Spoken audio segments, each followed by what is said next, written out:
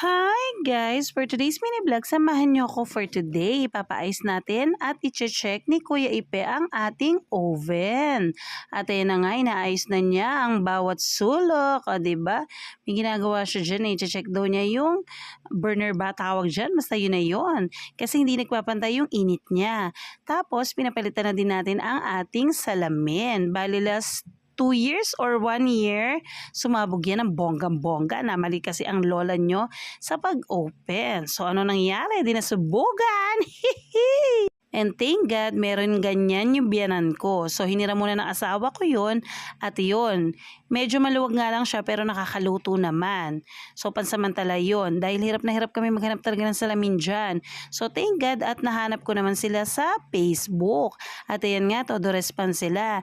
At ang bilis pang gumawa. Maraming salamat Kuya Ipe sa mabilis na transaction. Ingat ka palagi. God bless you. Thank you.